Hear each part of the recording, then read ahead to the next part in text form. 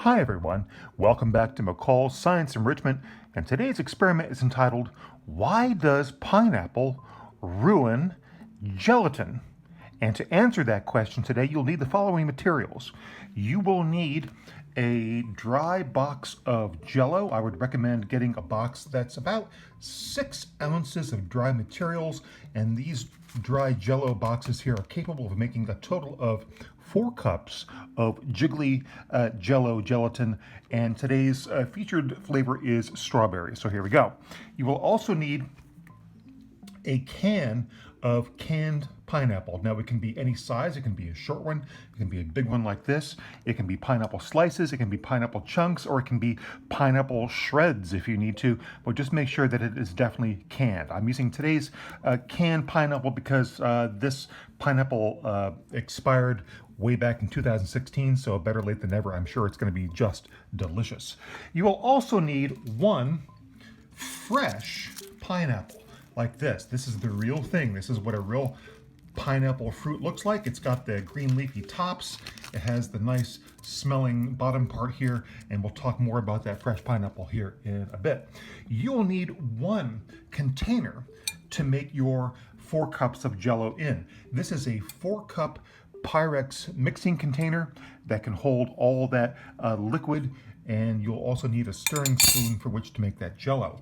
And then you'll need 3 containers to pour your Jell-O into. So that 4 cups of Jell-O from this measuring cup will get poured into 3 containers. Now today's containers are all the same. There are 3 Pyrex measuring cups. You don't have to use a measuring cup. You can use anything that you wish, but just make sure that you've got 3 bowls or containers to put that or divide that Jell-O into. Now, let's talk about our fresh pineapple and our canned pineapple. Here we go. Before we begin to make our Jell-O, we need to sort of handle and process our 2 pineapple sources. We need to work with our canned pineapple and we need to work with our fresh pineapple. So first, the canned pineapple. This is a can that, like I said before, has been expired since 2016, but I think the contents of this can should be just fine. Now notice, this says pineapple slices, so this can contents is going to be maybe a little bit less than the contents of a whole pineapple. Now look, this can is much, much smaller than an average sized fresh pineapple. So most of what a pineapple is thrown away. Most of a pineapple is not edible by human being. It's only just a very small part of it that can be processed and put into a can like this and enjoyed deliciously for years to come. So the first thing we're going to do is I'll clean the can top off a little bit. I can pop the top on that can safely, making sure that I'm not cutting myself. There we go. And now we've exposed the sliced pineapple inside. Now you'll notice first that the sliced pineapple conforms to the round shape of the can, which is great. That's a natural fit. In the middle of all these slices that are in here, there's a hole. And there's a good reason for that, because the very center part of any pineapple, which would correspond to this part of the pineapple, the very center, is called the core. The core is, it smells good, it looks good, but it's very tough and it's very chewy, and it's not really edible by human beings. The whole width of a pineapple can pretty much be reduced down to this little ring. This is about as much pineapple as you get from any particular pineapple. Now, I don't know how much of this sliced canned pineapple we're going to use, but it comes in its own pineapple juice, and I'm just going to take, I'm going to guess maybe 5 slices of this. 3, 4, maybe 5 here. I'm going to put the rest of that can to the side. And let's just look at our measurement here. Now, this batch of Jell-O is going to be about 1 cup. We might have to go with 4 slices, but for now we'll leave this particular container as 5 slices of canned pineapple, and then that's good. We'll put that to the side. Now, we can begin to kind of process down our fresh pineapple, and you'll see why so much of a fresh pineapple goes to waste, and that's fine. If you are the kind of gardener at home that composts vegetable matter like this. You can use a lot of these parts to put into your composter. That's perfectly fine.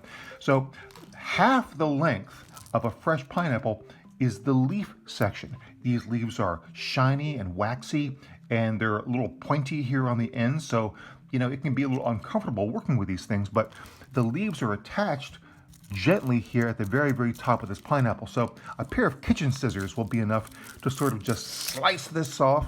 It's a little messy, and that's fine. Perfectly fine. So all this leaf material can go right in the trash, or you can compost it, and there it is. That leaves us with the bottom half of the pineapple. The exterior of the pineapple is sort of rough. It's sort of spindly. It's a little pokey and prickly and sharp to the touch. The pineapple itself, this fruit, attaches to the plant right here. So when they go to harvest the pineapple, they'll slice it right there and then sell it like you just saw it, with the fruit here and the leaves and all that good stuff. So we need to be able to get inside this pineapple to access that beautiful, beautiful pineapple in the center. This round part here is the core. So whatever fresh pineapple we get from this fruit, we're going to have to cut away from this core. We'll have to make sure that we remove some of this outer spiny stuff too. So to make it simple, because I won't need all the pineapple that this fresh pineapple gives us, I'm just going to take my little bread knife here and slice off a little bit at the top. So the inside of the pineapple looks like this. Here would be the core, and then this is the beginning of the fresh pineapple, and then this is the outer rind that we can't use. So it's only that little tiny part in the center. If you compare that to our canned ring of pineapple, you can pretty much see that that's what we've got, okay? So there. Now, we don't need to use this part. I can toss that away. I can also cut off a little bit of the bottom, just like so. And that's thorny as well, and we can get rid of that. So that leaves, right now, just this. There's the bottom, there's the top. If you're curious about how to shop for a fresh pineapple, I'm told that if you pick up any pineapple in a grocery store and just gently, without touching your nose to it, just kind of smell the general area of the bottom of the pineapple. If you can smell that beautiful tropical ripe pineapple smell, then that pineapple is all ready to go. Okay, so here we are.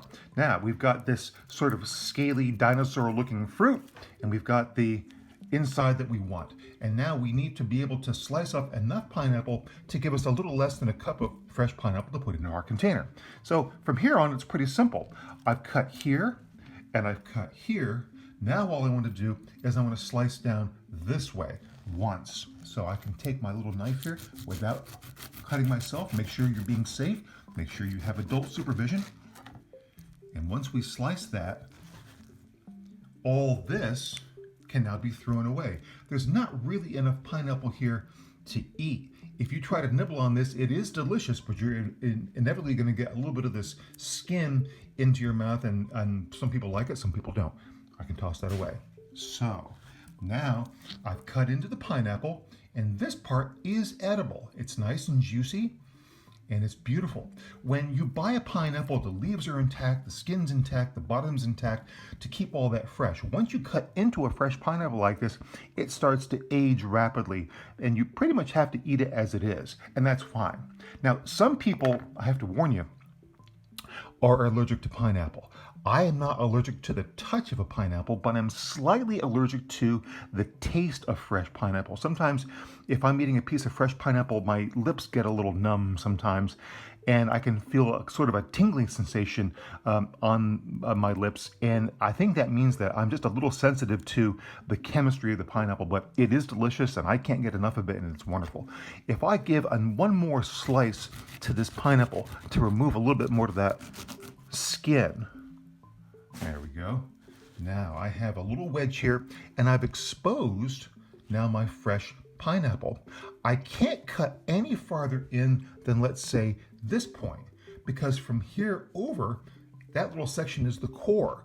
So if I'm harvesting pineapple here, I'm going to very gently slice this way, and that's going to give me a little bit of a wedge of fresh pineapple. There's a little bit of skin here on the bottom, and that's okay. I'm not too worried about that. But all of this pineapple that I'm holding now is edible. It's delicious, it's wonderful, it's fresh stuff. I just want to have enough of this pineapple now to put into one of my containers. So I can slice this up. I'm going to slice this into chunks. And that way you know that if you're looking at one of these containers that has pineapple chunks, that's fresh. If you're seeing a ring, that will be canned. Now I think that this is enough pineapple here to put into one of my containers. Again, if I have a little bit of this skin left on the fresh pineapple, I'm not going to worry about that. I think that'll be just fine. Here we go. So here is my container now with my fresh pineapple, and we have just a little bit less than a cup of pineapple in here. So good. I now have my container with my fresh pineapple. I now have my container with my canned pineapple, and now we can begin to make our Jell-O. Here we go. Here we go. It's time to put our gelatin together. Now I'm using my 4-cup container here to pretty much mix all of my gelatin together, and then once I've got 4 cups of liquid gelatin in this, I'm going to pour the contents of this container into each of our 3 little mini containers, and then we can put all that stuff in the fridge. So to start with, we're going to focus on our little box of Jell-O here. Now, as I said before, this box of Jell-O will make 4 cups of gelatin. And if we look at the ingredients panel here, the 2 main ingredients in gelatin that we buy, like Jell-O brand or any other brand really, is the first ingredient is sugar and the second ingredient is gelatin. Now, everything inside this box comes as a powder, so I'm going to guess that at least half of the contents of this box is probably sugar and the other half is probably gelatin. And the gelatin that comes in a box like this is as a dry powder. Now, this is gelatin that did not begin as a powder. In fact, some sources of gelatin for food products like this come from, let's say, plants. But not in the case of Jell-O. Most commercial gelatins like this do not come from plants. In some cases, they might come from fish, and in some cases, they come from the bones and the carcasses of beef. I am told that by the internet, if that's reliable, that gelatin brand gelatin comes from pigs. In fact, to be specific, this gelatin comes from the skin of pigs. So if you are a vegan, this is definitely not a product that would be suitable for you to eat. Now, when I was a child, everybody ate Jell-O. It was served at every meal. It was considered to be the height of dessert deliciousness. I don't know if that's true anymore because I'm old and I'm out of touch. But you can see that this gelatin has sort of a pinky color. That is food coloring. So right now I've got a powdery gelatin in here, a lot of sugar, and we need to add, to begin with, 2 cups of boiling hot water to this so we can dissolve it. Now we're going to make a solution. I'm going to dissolve all this powder in hot water. And boiling means that the temperature of that water is going to be 100 degrees Celsius. And that is pretty darn hot. So, of course, safety, safety, safety. Never boil water without an adult being a supervisor. Wear gloves if you need to. Always pour boiling hot water into a container that will not shatter. And Pyrex is a safe product. So I've already boiled my water. I'm going to go get it, and you're going to hear that hot water still in the tea kettle. Just a second. Here we go.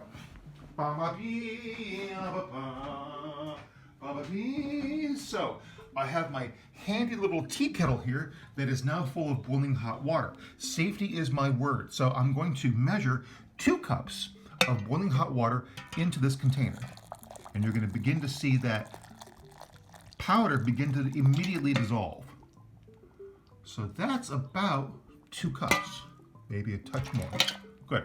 Okay, and this is super, super hot. You can see the steam. You can still see all that energy in here. Water heats up slowly and cools down very slowly. So safety, safety, safety. You do not want to burn yourself, please. Now, you can see all that gorgeous heat and steam coming off. We want to take our spoon and just begin to stir. We want to make sure that that powdery jello is all dissolved in that hot water. We're using hot water for the most part to help us dissolve all that powdery gelatin. Now, gelatin will go back into a solid state when all the heat leaves this water, and we're going to help it along here in just a second. So as I begin to stir, you should be able to see clearly the bottom of this container. You should be able to see almost all of that powder now dissolve. So I've got 2 cups of liquid in here now. I'm looking for a total of 4 cups. That means that our next ingredient is going to be 2 cups of cold water from the tap. And as I begin to pour this cold water in, that cold water is going to help to absorb some of the extra heat in this jello. So in I pour. I shouldn't have any more than 4 total cups of liquid now in this container. I can stir it just for a little bit more. That's fine. That's fine, that's fine. And I think we're pretty much there. Okay, I can put this now to the side. So I have my 3 cups now. I have my empty cup in which we're going to put just Jell-O, no pineapple. I have my middle cup that contains our canned pineapple, and I have our right-hand cup which contains the fresh pineapple. So all I'm going to do now is pour my dissolved gelatin solution into these 3, and I can divide that up evenly among these 3. So as I pour it in, I'm not even going to measure at this point. I'm just going to pour. It would be nice if I had enough gelatin here to cover all of our pineapple. And I'm hoping that I do.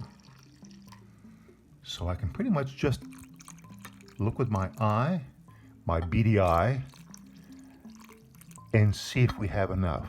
I'm not going to waste any of this Jell-O. I mean, I do eat this stuff. I don't have a problem with it. I think it's fine. I don't make a habit of eating too much Jell-O because there is a lot of sugar in it, and heaven knows I don't need to be more hyper. Now you're going to see that the canned pineapple is floating to the top. We have a couple pieces of the fresh pineapple that's floating to the top, and now we're set. This is still fairly hot, so I'm going to let everything kind of cool down to room temperature, and I'm going to put all 3 containers into the refrigerator, not the freezer, but the refrigerator, and let it sit there for about 4 hours. In that time, this gelatin should begin to harden into a jiggly mass, and then we're going to investigate each of these 3 containers and see what we have. Hang on, we'll see you in 4 hours. Now it's been 4 hours, and all 3 of our Jell-O containers have been sitting in the cold refrigerator, and I've pulled them out, and this is container number 1. So in this container we have just gelatin, nothing else added. Now in this form, gelatin is a collagen. It's a chain of proteins that are all linked together in long chains, and that tends to be sort of a semi-solid. It's neither a liquid nor a true hard solid. It's semi-solid. You touch it and it tends to move and jiggle and shake, and it is fairly firm, but not completely firm, okay? And that's what gelatin is, a chain of proteins called a collagen. Now in container number 2, we had firm gelatin and canned pineapple. It's beautiful. I mean, it could be a piece of sculpture in a museum. It's very nice. The gelatin again is a semi-solid. It jiggles and shakes and wiggles when you touch it, and it's beautiful. If we turn it over, it behaves just like container number 1. It's a semi-solid. It's there, and it's ready to eat if you so choose to. Now, the difference is container number 3. Poor container number 3. Now, container number 3, is it a semi-solid? No, it is not. It's still in a liquid form. Those chunks of fresh pineapple are still floating and wiggling in there. And if I go to turn this thing over, it's not going to be stuck to the glass container because, look at that gelatin has never gone firm. It's still liquid. So we have to ask ourselves, why? Why is container number 3 different from containers number 1 and 2? And the reason is this. Fresh pineapple, like this, contains at least 2 chemicals called enzymes. Now, those enzymes occur naturally in fresh pineapple. And the enzymes that are in pineapple prevent the protein chains in gelatin from forming. Those gelatin chains cannot form into a solid. And the fresh pineapple keeps that gelatin from setting. It makes it stay in liquid form. Now you're going to say, gee gosh, how come then we had pineapple in container number 2, and that definitely did form a semi-solid gelatin? Well, the difference is this. Canned pineapple is fresh pineapple that is processed and it's heated with a great deal of heat to kill any kind of bacteria or germs that might be in that pineapple before it goes into the can. And that heating process destroys the natural enzymes that are in fresh pineapple. So canned pineapple does not have the enzymes necessary to prevent gelatin from setting into a semi-solid. Fresh pineapple does. As long as fresh pineapple is not heated and treated to kill those enzymes, that gelatin never forms and never sets. And there is the difference.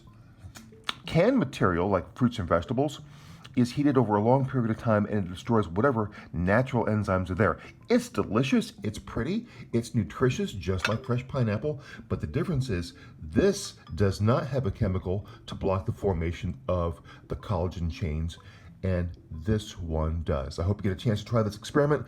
Please let me know. Send me your photographs of your efforts. If you do make Jell-O and it sets, enjoy it and have fun. If you're a fan of liquid Jell-O that doesn't set, this is perfectly edible. Have fun, everybody. Take care, and we'll see you soon. Kumbaya. Be good. See you.